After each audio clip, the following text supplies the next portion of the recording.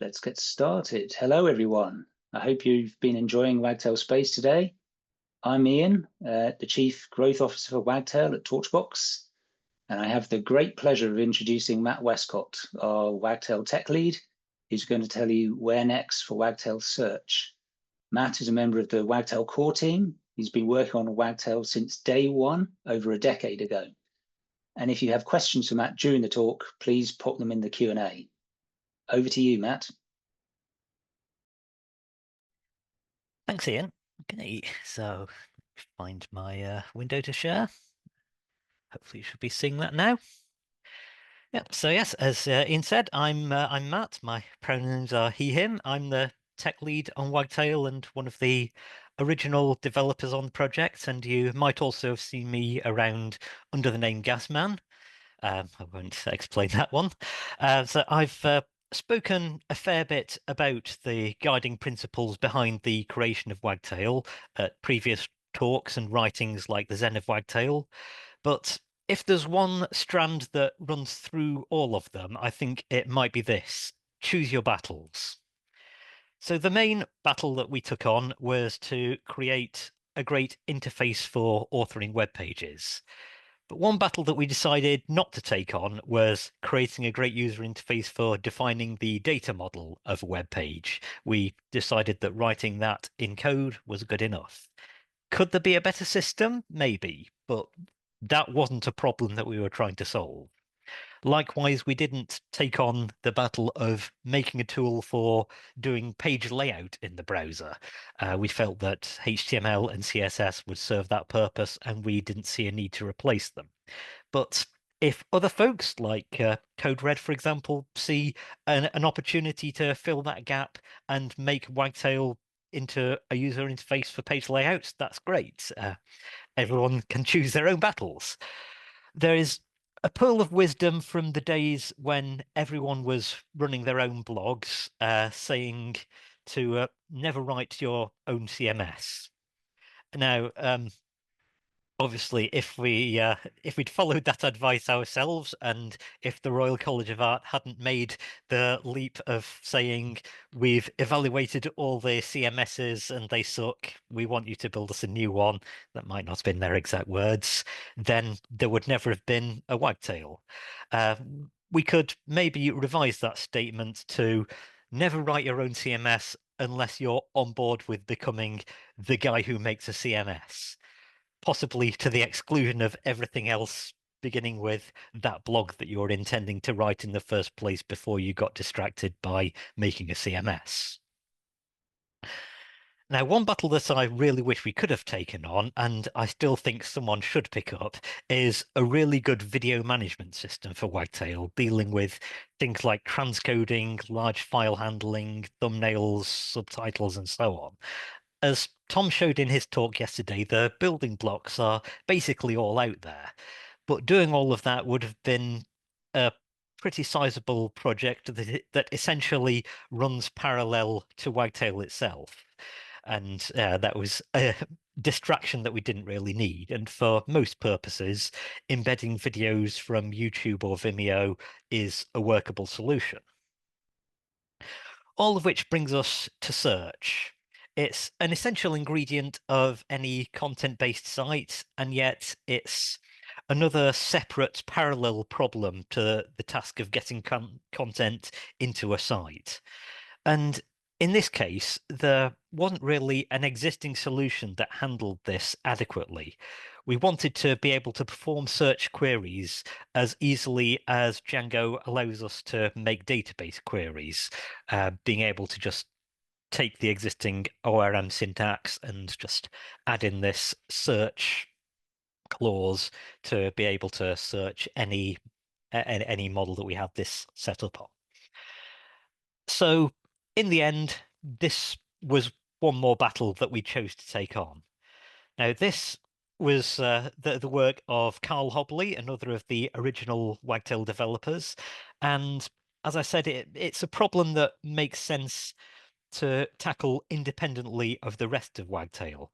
And so while this has always been shipped as an app within Wagtail, there's very little about it that's specific to Wagtail. And unlike many of the other sub-apps of Wagtail that you're used to, like images and documents that depend on the Wagtail core and admin modules to function, for the search module, it's actually the other way around. Wagtail core is built on top of Wagtail Search as a building block. And this meant that in principle, we always had the possibility open to split it out into its own standalone projects, which sounds quite attractive, but it's the sort of thing that you would only want to do once we felt that it was stable enough and it had proved its worth within Wagtail. And like many of things in Wagtail's development, that has always remained this sort of nice to have pipe dream. Um, Other more practical concerns have always tended to take priority over those sorts of things. So, what makes this such a tricky problem that apparently no one had solved already? Well, we didn't want to be limited to the functionality of the database itself. A best-in-class search implementation isn't just about matching strings of text. You also need to take care of details like stemming and synonyms. So that's treating similar words such as bake, baker, baking, bakery, all as equivalent so that you're not missing out on relevant results if you don't happen to use the exact same wording as the page does. Also, ranking results based on like proximity and frequency of search terms. So if you're searching for pages about banana bread, yes, I'm going for the bakery demo analogies again, you probably want to favor text where the words banana and bread are in close proximity, not pages that mention bananas in the first paragraph and bread somewhere in the 10th. These are often invisible details that users wouldn't think about, and even developers would rather not have to think about. But search results will just seem off if you don't get them right. Um, this behavior is often complex and unintuitive. We sometimes have clients questioning the micro details of search results, asking things like, well, this page has the word banana in it twice, so that should be ranked above this other page that only has it in once, right? And yeah, it's not quite as simple as that. There's all sorts of factors that you can't really predict on anything more than vibes, really. So for a long time, these features were only really available in standalone search engines such as Elasticsearch. And that meant that for your site's data to be searchable, you had to keep this separate parallel copy of your site content within Elasticsearch's data store. So firstly, that meant that you had to keep that copy in sync with your database as the primary source of truth. Usually that's not a big deal. We have a management command to do that initial population, and we can use Django signals to respond to individual pages being created or updated and push that to Elasticsearch as needed. But secondly, you have to get a little bit creative when you're making queries that combine text search with database style filtering in the more conventional sense. For example, if you want to search for pages created in the last 6 months, that would be a query like, so take the page dataset, filter that by ones with the first published at greater than uh, the April the 9th, and then search that data set for the word baguette.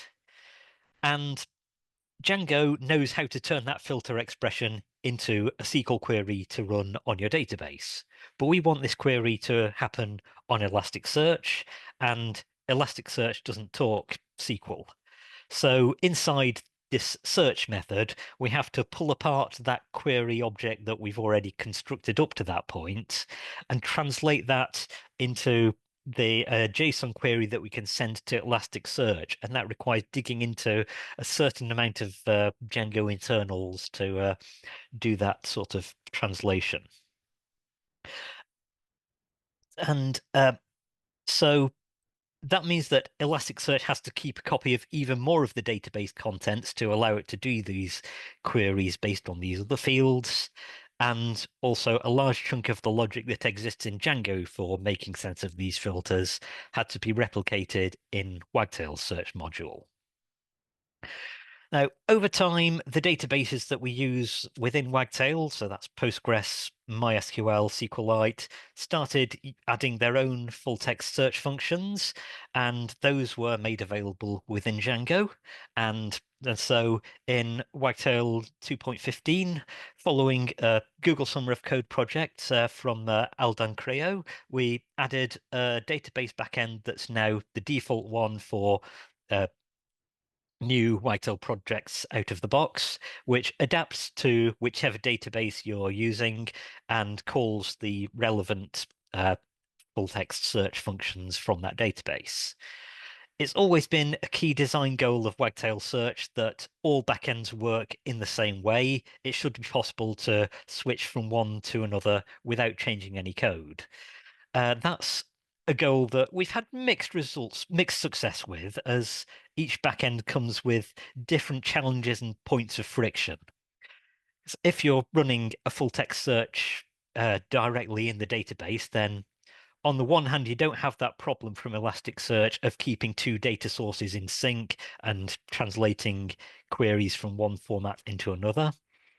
On the other hand, because databases have this much more rigid structure where the schema has to be defined up front, that means that the way we have search set up, we essentially have a single field that holds all of the indexed content of a page in a form that can be queried. It's all like one big pot of tokenized text soup that doesn't really keep track of which fields that text originally came from.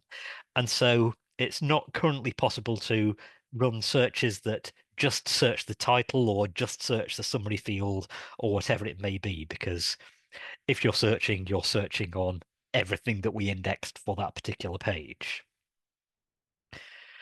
So Carl, the primary developer of Wagtail Search, left Torchbox to move on to other things and left the Wagtail project along with it. And this is where we encountered the bus factor in full effect and the hazards of taking on one battle too many. So we lost a lot of the institutional knowledge about Wagtail Search that Carl had, and really that's not the only fact that has held back developing Wagtail Search in the way that we wanted to.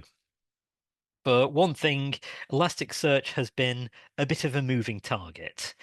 In Elasticsearch 5, if you wanted to boost a given field in the results so that, for example, a search term that matches the page title appears in the results with higher priority, it used to be that you'd set that up at indexing time, and then you'd have that take effect on any queries you perform afterwards. But as of Elasticsearch 6, they suddenly deprecated that whole thing, and now they want you to specify the boosting rules at the point of doing the search, which didn't at all match how we have the search index set up. And it took us a long time to catch up with that and restore the boosting functionality in later versions of Elasticsearch.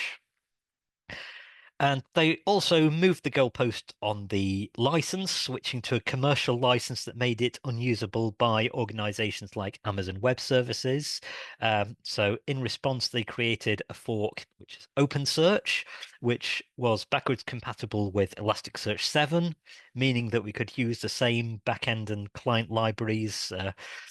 At least that was the case up to version 7.13.5 of the client library, which doesn't sound like the sort of version number where you would be making massive breaking changes, but that's when they just decided to shut out anything that wasn't an official Elasticsearch server.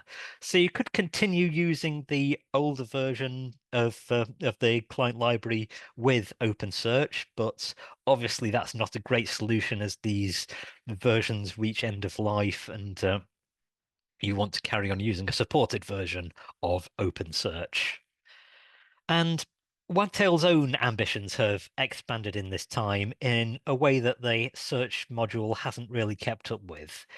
when we redesigned the page listing view in Wagtail 5.2 and later extended that to other listings in 6.0, we put searching front and center. And at this point, search isn't just a way of discovering information, it becomes a primary tool for navigation, for getting around the admin. And there may well be occasions when those two goals are at odds with each other. So take this scenario in the screenshot. If you know that you want to edit the baguette page, then being able to just type in the start of the word baguette and head straight there is a major speed boost to using the admin. But if you're performing a search in the conventional sense of knowledge discovery and you want to know like what pages do we have that talk about bags, it probably isn't helpful to have results about baguettes mixed in there. So maybe that's something that we can handle with intelligent rankings, promoting the exact word matches over the partial ones. Or maybe this calls for a rethink of the UI, such that so that running a search is a deliberate step that's distinct from getting these results continuously as you type, because this particular user interface is actually a fairly uncommon one. Usually, you would see the sort of drop down by the search by the search box with the auto completed results, and actually getting search results is a separate step. So maybe that's something that we need to think about adopting. This is all something that we're going to have to decide. Another aspect that may not be at all obvious on this screenshot is that here we're searching the specifically the breads section of the website. So if so that would be translate again. That this is filtering to just this section is something that we need to do as a sort of classical database query, which then, if you're running Elasticsearch, is then passed to Elasticsearch to run. So that code would look something like this, sort of descendant of bread's index, and run an autocomplete search on that. But this anything that's involving querying the tree structure, that's reliant on the Django treebeard library, and that one is doing all sorts of complex querying and different and esoteric filters behind the scenes that we don't currently support in the Elasticsearch backend. So there's a sort of nuclear option we can go for at this point, which is to do the initial query to find the candidate pages in on the database, and then pass Elasticsearch this list of IDs. Okay, do this search, but restrict it to IDs 100, 101, 102, 103, 104. That's the sort of query that you can get away with if you have 100 or maybe 1,000 pages in this section. But once you reach a certain size, if you get into sort of tens, hundreds, thousands, millions, then that's all going to fall over. And this is really a kind of worst case scenario for for putting a site into production if it only breaks once you reach a certain size of real world usage. And unfortunately, this is something that that some clients have raised as their sites have hit a certain size, and this is still an open project problem that we're hoping to tackle in the near future. So.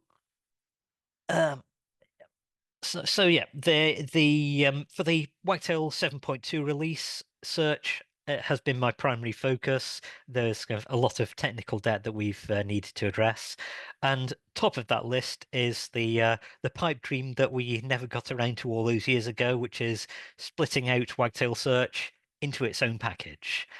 And this is not just good for people using search on Django projects outside of Wagtail. This is a profound improvement to the way that we develop Wagtail too. So one example being testing. So as as I mentioned, we want all backends to work interchangeably as far as possible. And in an ideal world, we'd verify that by running the complete Wagtail test suite under each backend. But not only is that a lot of tests to run on GitHub Actions, once you consider all of the backends and versions of search engines we want to support, because we do care about our green credentials after all. It's also not quite as simple as that in practice because, as I mentioned earlier, search ranking algorithms have this black box aspect to them, and that's a feature, not a bug. If Wagtail's unit tests expect a particular ordering, but on one search backend, results number 9 and 10 happen to be switched around, well, that shouldn't really be considered a test failure. But there's lots the way that Wagtail's tests are written, they are in this very sensitive way where it will flag up if results are slightly different or if there are one more or one fewer query happening. So it's kind of in practice, it's very difficult to take our existing Wagtail test suite and expect that to work across all backends. So by having Wagtail Search in its own test harness, its own test runs independent of Wagtail, we can be a lot more thorough and careful and fine-grained about how we define what it means for functionality to be correct and how we define successful tests. So I've been able to make a lot of progress on that with this as an independent library, and I've been improving the test coverage and documenting the internals as we go. Again, hopefully avoiding the reliance on this previous undocumented institutional knowledge. But in fact, this is already old news because it seems that as I was setting up this new GitHub repo and moving old issues from the Wagtail repository to this new one, some of those old issues naturally had Carl CC'd on them, and that caught his attention. And so he popped up on the Wagtail Slack asking, "You do know I've been working on the same thing, right?" And yes, indeed. So since early this year, he's been working on this project, Django Model Search, which had the same goal of taking Wagtail search functionality, moving that into its own package. And so we decided to join forces on this project. And clearly there was a bit of face palming that we'd been duplicating work, but in fact, this was the best possible outcome. Because so firstly, we don't lose Carl's institutional knowledge after all. And as Carl's focus has been on making it work independently of Wagtail, he's made some substantial improvements to the documentation. And meanwhile, my focus has been more on making the transition from Wagtail Search to Django Model Search as smooth as possible. And my aim is that when you upgrade to the next version of Wagtail that uses this, you won't have to make any changes to your installed apps settings or change any imports around. Everything should just work as before. And yeah, we're having some good success with that. Just in the last week, we've got the full Wagtail test suite running successfully against Django Model Search. So this is really only the start of the process of improving our search functionality. There's lots of bugs that we want to address and catching up uh, on new search backends, newer versions of search engines, and we've already seen the initial fruits of that work. So we now support Elasticsearch 9 and crucially OpenSearch 2 and 3 using the native client library rather than the old outdated version of Elasticsearch 7. But really, this is just the beginning of what we want to do. I think there's no talk would be complete without a mention of AI, and while doing being able to query to LLMs and vector indexes to actually get different kinds of results that's not exactly the kind of search that would fit into the API that we already have. But given that we already have this existing mechanism in for Elasticsearch for being able to push data into this external data store and keep that in sync, that is something that we can definitely benefit from if we decouple that bit of functionality from the actual searching logic. But yeah, really, this is just for now. It's mostly about improving Wagtail's development process, and yeah, it's really exciting to have Carl to back on board indirectly on the Wagtail project, and having the extra outside perspective as well to develop Django model search in a way that benefits both Wagtail and for the wider Django ecosystem. So yeah, I'm really looking forward to seeing how that all develops. And that's me. Thank you very much. Thank you, Matt. That was a really fascinating look into an important aspect of Wagtail. We've got time for a few questions. The first one, if you could can you just confirm when will we see these improvements released? Yeah, so so the plan is for at least the integration of Django model search to ship as part of Wagtail 7.2 next month. And is it next month or December? Yeah, it's next month. Uh, and hopefully at least some of the tangible improvements beyond the Elasticsearch and OpenSearch as well. But yeah, can't say for sure on that. But yeah, this is definitely a longer term thing for getting all of the technical debt sorted. Great, thanks, Matt. Is Elasticsearch or OpenSearch a requirement to get full text search using Wagtail Search? No, that's so the database backends they all support full text search. There are currently some limitations. I think the one I mentioned being it doesn't support searching on individual fields, but yeah, the searching the underlying functions in the database backends are they're sort of on a par with what we have in Elasticsearch, so that you do get that with just the database without Elasticsearch or OpenSearch. Next question. Any tips or resources for creating filters or facets for a Wagtail Search UI? Will Django Model Search help with that? Maybe with a combination with Django filters? Right. Oh, no, that's an area I've not really looked into. There is faceting support in Wagtail Search that has now made it into Django Model Search.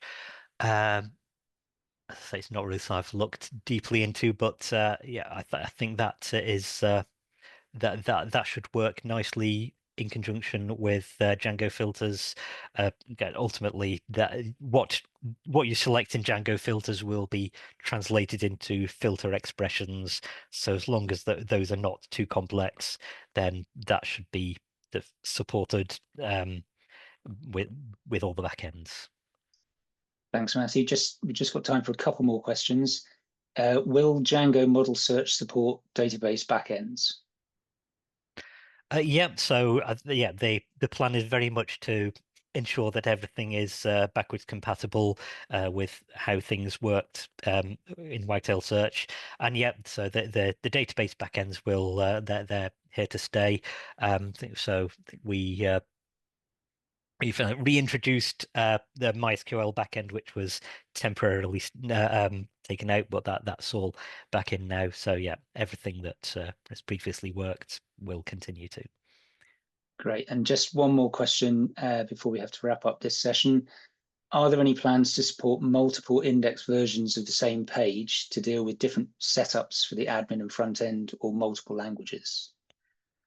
Uh, Yeah, I think we do want to handle that sort of thing. I know Baptiste, who has recently joined Torchbox and is a long time Django dev on Django Core is keen to look into that side of things. So yeah, I think we definitely want to. I don't know exactly how that's going to look yet, but I think Baptiste has some ideas, and yeah, I'm sure we can make that work.